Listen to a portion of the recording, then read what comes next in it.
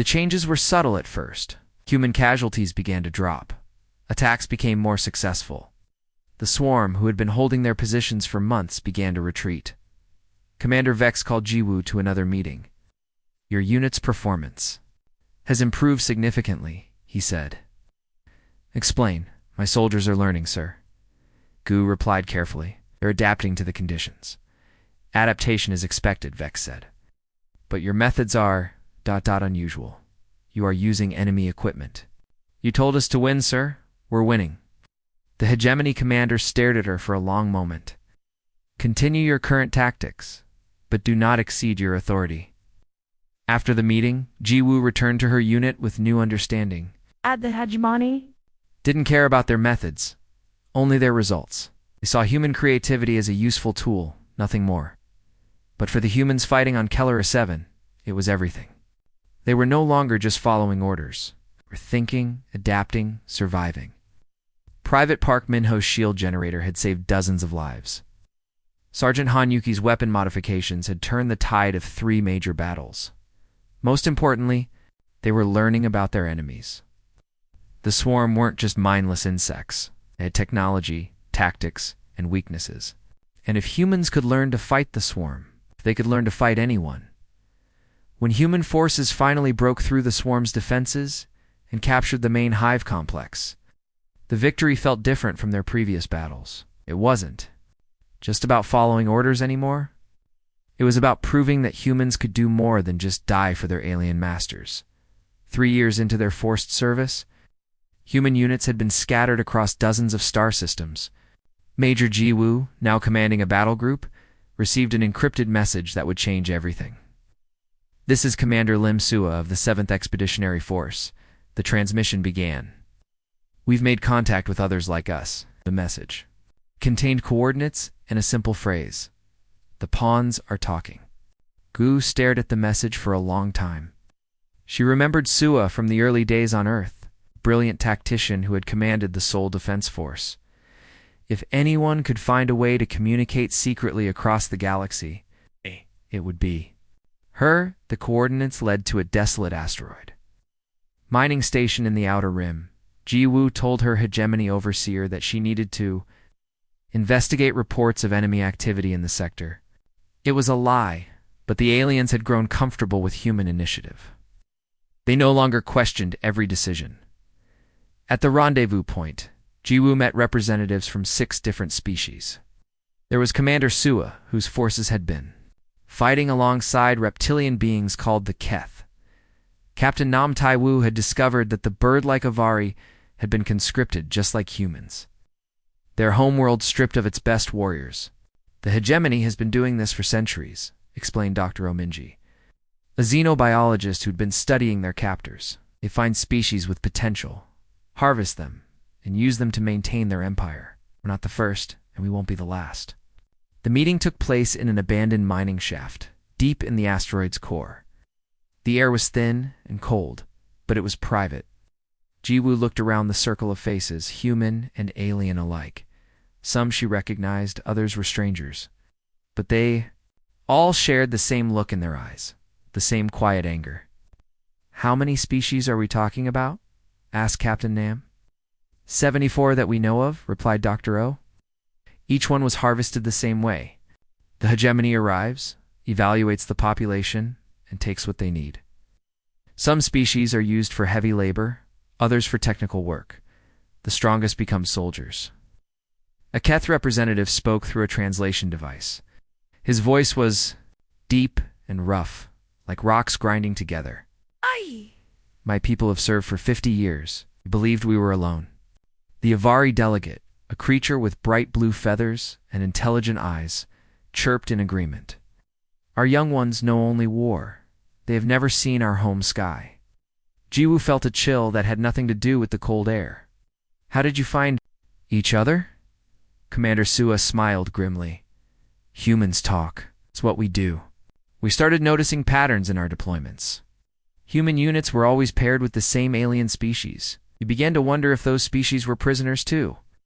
The story that emerged was both heartbreaking and infuriating.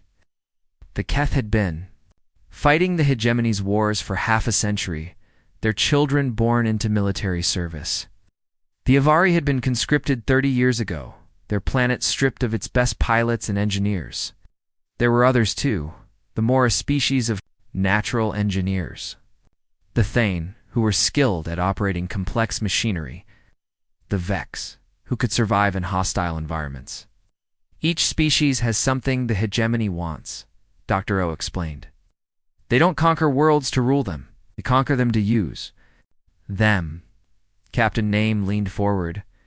But why are we meeting now? What's changed? The answer came from an unexpected source. A small furry creature that had been sitting quietly in the corner spoke up. It was a Fel, one of the newest species too. Be harvested, 'cause humans are different, it said in perfect English. You connect things. You make friends. You see the big picture? The Fel was right. In 3 years of service, humans had done something no other species had managed. They had built relationships across the hegemony's military structure. Human. Officers served with dozens of different alien species. They learned languages, shared stories, and most importantly, they asked questions. The hegemony thinks we're just another tool, said Commander Sua, but we're not. We're organizers. We're diplomats. We're troublemakers. The meeting that followed lasted 12 hours. They shared intelligence about hegemony military structures, supply lines, and communication networks. They identified key weaknesses in the Empire's control systems. Most importantly, they began to plan. The network they created was unlike anything the galaxy had ever seen. Human units scattered across dozens of star systems became communication hubs. They carried messages between species, coordinated supply drops, and shared tactical information. The hegemony saw it as improved efficiency among their auxiliary forces. I had no idea they were watching the birth of a rebellion. We need to be careful, warned Dr. O. If they discover what we're doing, they won't, Kiwu said firmly. Because we're not doing anything they can see, we're just being human. We're making friends, sharing information, and helping each other survive. The beauty of the plan was its simplicity. Humans were natural communicators and alliance builders. The hegemony had scattered them across their empire thinking it would make them easier to control. Instead, it had given them access to every part of the alien military machine as the meeting ended.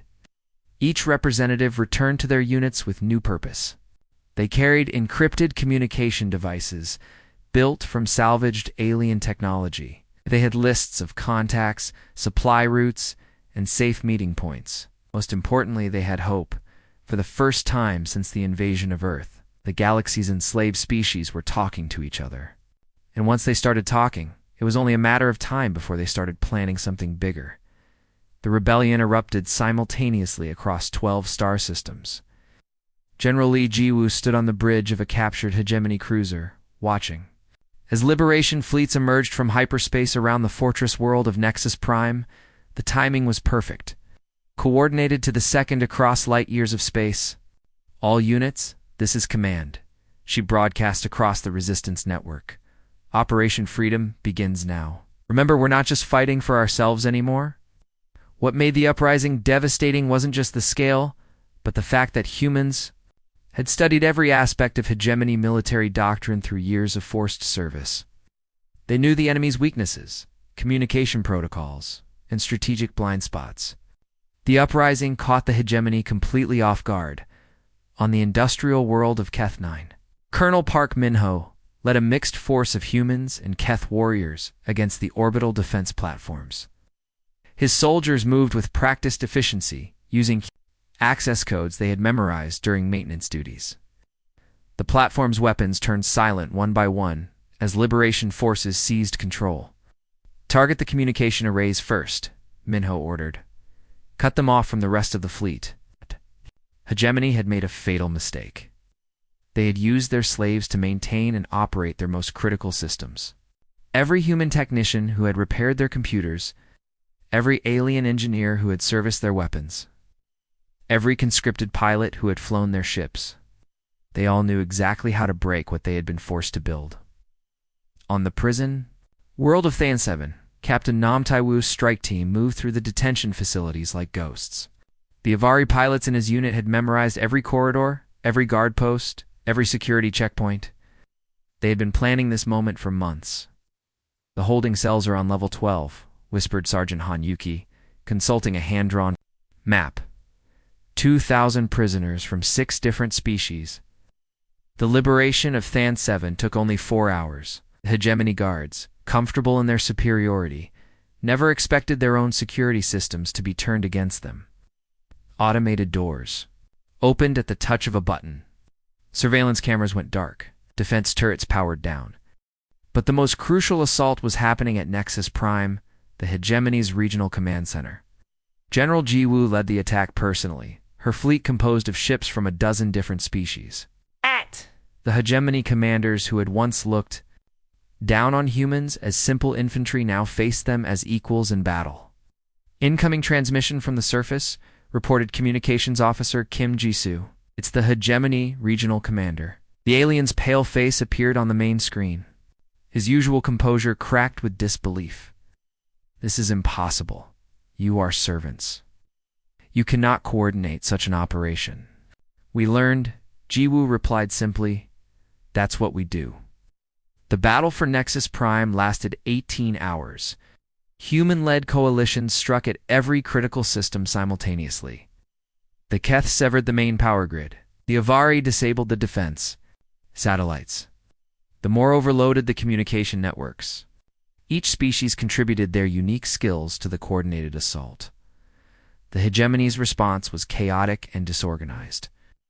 Their military doctrine had never accounted for rebellion from within. They had protocols for external invasion, for territorial disputes with other galactic powers, but not for their own slaves turning against them. "Sir, we're receiving reports from across the sector," a hegemony officer reported to his commander. "Uprisings on Keth 9 Than 7, Avari 3, and 6 other worlds. Our auxiliary forces are attacking our own installations." The commander's face went even paler. "How many systems?" 12, sir. All simultaneous, all coordinated."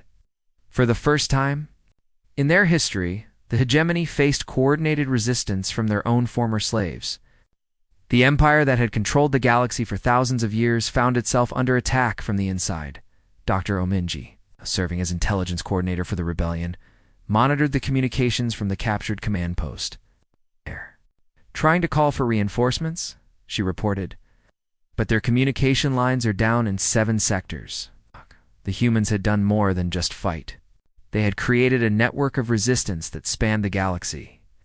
Every species that had been enslaved by the hegemony was now part of the uprising. The Fel used their small size to sabotage critical systems. The Vex survived in hostile environments. To attack remote outposts, Thane operated the heavy machinery that kept hegemony worlds functioning. "This is Commander Lim Sua," came a transmission from the Outer Rim. "We've secured the shipyards at Keth 12. 15 hegemony cruisers are now under our control." Similar reports flooded in from across the galaxy. The rebellion wasn't just fighting the hegemony, it was dismantling their entire power structure. Every world they had controlled, every species they had enslaved, every system they had built, was now turned against them. The alien overlords were shocked to discover that their simple infantry had been orchestrating a galaxy-wide insurrection. The creatures who had evaluated humans as suitable for auxiliary forces had completely misunderstood what they were dealing with. "We underestimated them," the hegemony regional commander admitted as his forces retreated from Nexus Prime. He thought they were just another tool. General Jiwoo stood in the command center where hegemony officers had once planned their campaigns of conquest. Around her, representatives from dozens of species worked together to coordinate the liberation of their worlds. "No," she said, looking out at the stars where the rebellion continued to spread. "You thought we were pawns, but pawns can become queens if they reach the other side of the board." The Great Uprising had begun. Nothing in the galaxy would ever be the same. 5 years after the Great Uprising, Ambassador Lee Jiwoo stood in the council chambers of New Geneva, Earth's first interstellar diplomatic complex. Representatives from 47 different species filled the hall, their varied forms a testament to the galaxy's diversity. The Galactic Liberation Council recognizes the sovereign rights of all member species, she announced, reading from the charter they had spent months crafting. No civilization shall be subjected to forced conscription, territorial exploitation, or cultural suppression. The document was more than a treaty, it was a complete rejection of the hegemony's philosophy, where the old empire had ruled through fear and division. The new federation was built on cooperation and mutual respect. The hall was unlike anything the galaxy had seen before. Keth representatives sat beside Avari delegates, their natural enemies now working together. Fel engineers shared technical data with more scientists. Vex explorers planned joint missions with human diplomats. The diversity was overwhelming, but it worked. Former Colonel Park Minho, now Director of Interspecies Military Cooperation, approached the podium. "We learned something important during our time as pawns," he said. "Every species has unique strengths.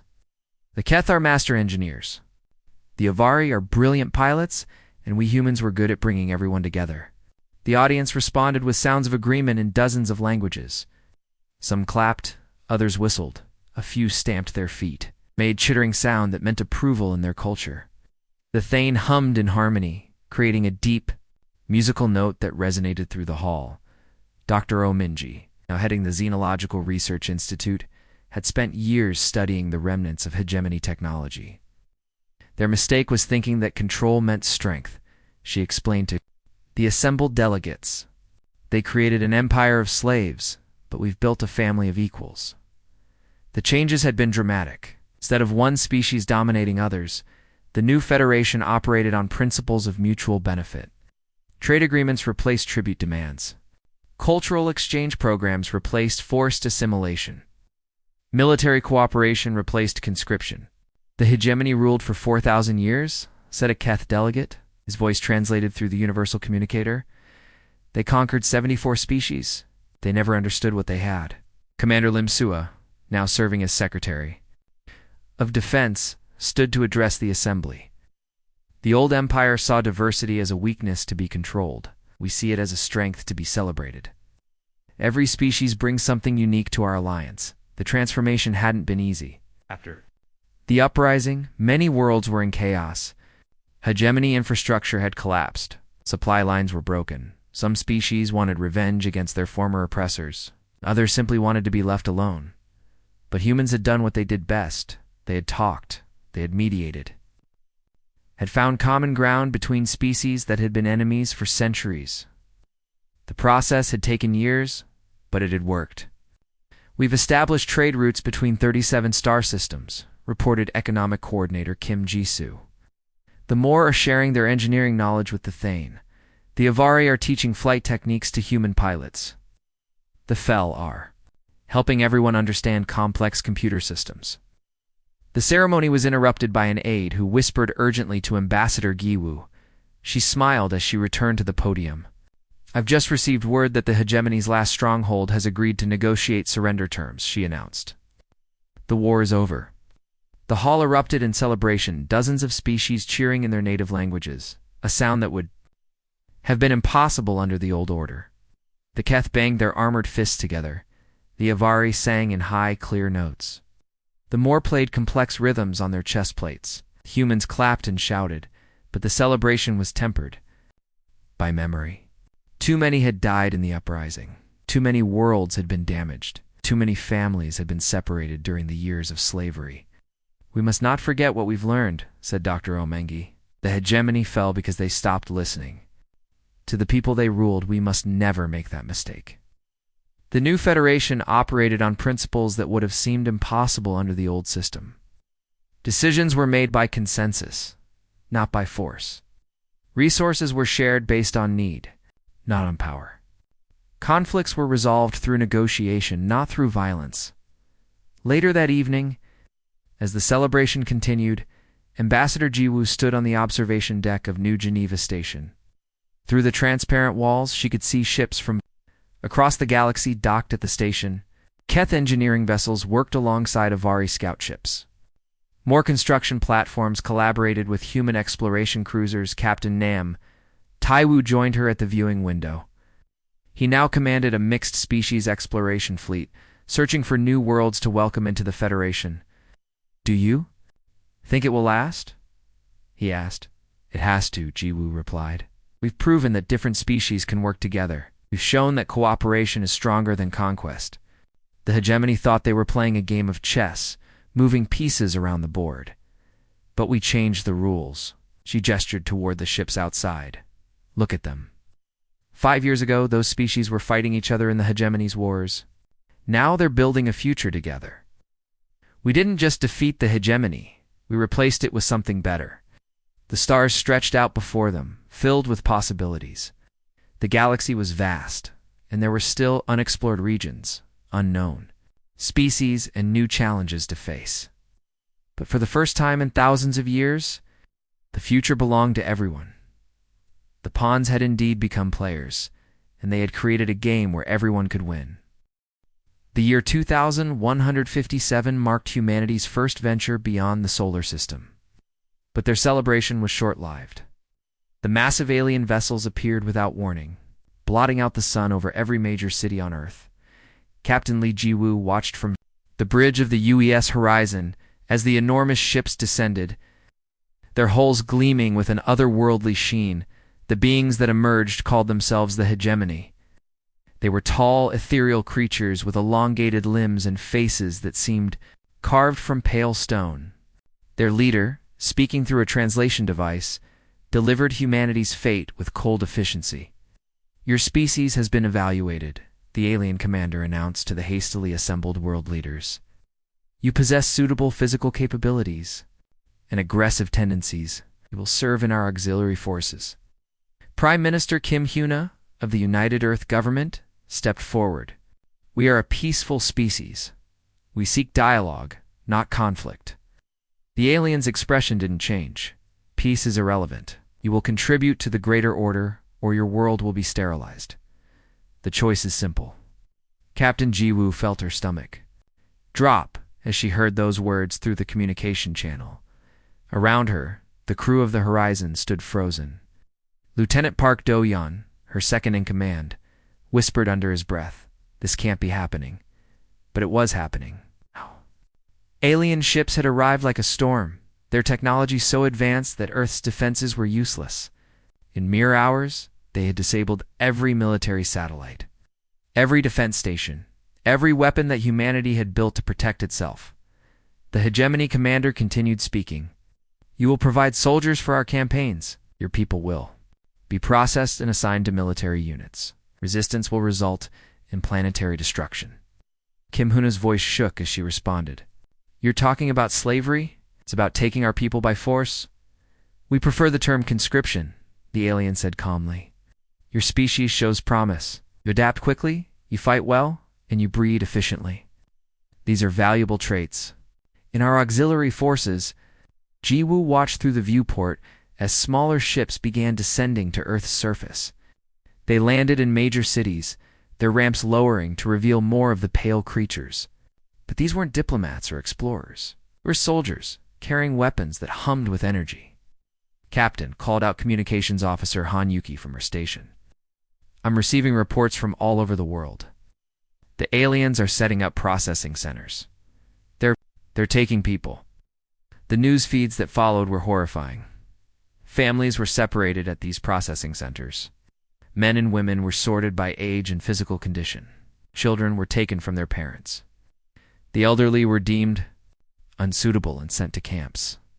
Within days, first transport ships began leaving Earth. They carried thousands of humans packed into cargo holds like livestock. Jiwoo's own ship, the Horizon, was commandeered by the aliens.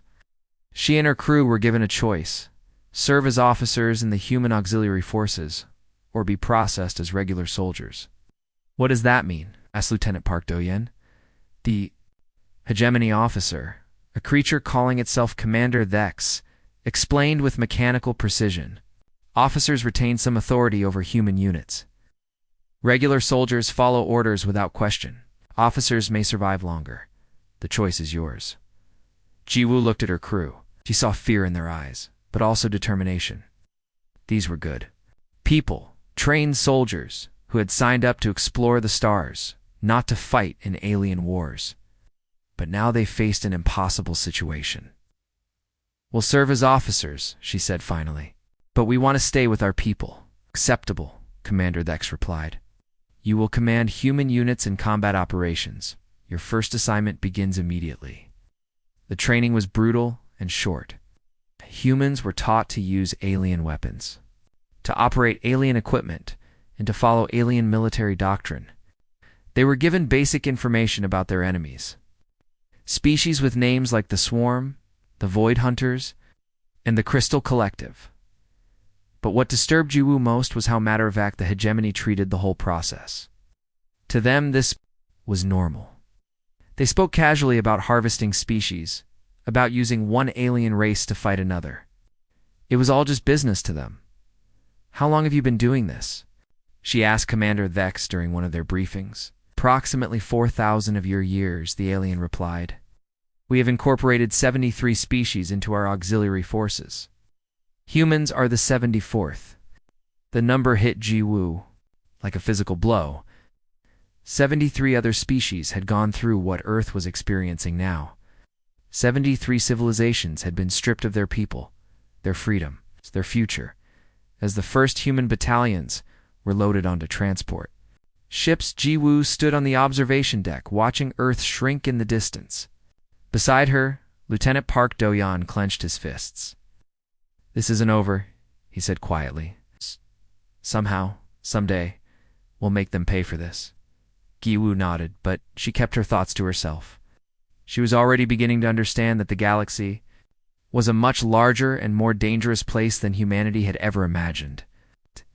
The hegemony was just one power among many, and they were all playing games with the lives of smaller species. But humans had one advantage that the hegemony might not have considered. They were survivors, they were adaptable, and they were very, very angry. The frozen world of Kelera 7 became humanity's first taste of galactic warfare. The enemy, a species of insectoid creatures called the Swarm, had entrenched themselves. In the planet's crystalline caves, human forces were given basic energy rifles and told to advance across the ice fields.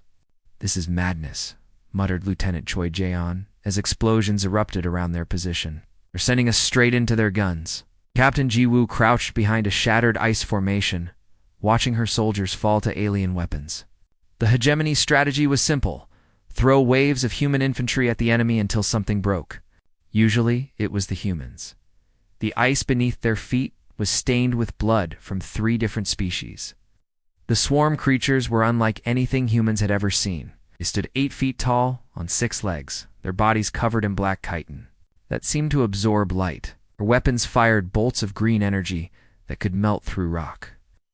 "Another wave incoming," shouted Private Lee Sunho from his position near the ridge. 20, maybe 30 of them. Ju raised her rifle and took aim. The weapon felt strange in her hands, lighter than human guns, but with a kick that made her shoulder ache. She fired 3 shots and watched 2 Swarm soldiers fall. But 5 more took their place. The battle had been going on for 2 months. Every day, the hegemony commanders would order another assault across the ice fields. Every day, more humans died. The bodies were collected by automated drones and shipped off-world. The hegemony didn't even bother to count their losses. "We're losing 50 men a day," Lieutenant Choi reported during their evening briefing. "At this rate, we'll be wiped out in 3 weeks." "Then we need to find a better way," Jiwoo replied. But she didn't know what that way might be. The hegemony overseers watched the battles from their heated command bunkers. They were different from the commanders who had invaded Earth. These were military officers, with scarred faces and cold eyes. They treated human soldiers like ammunition, something to be expended in the right place at the right time.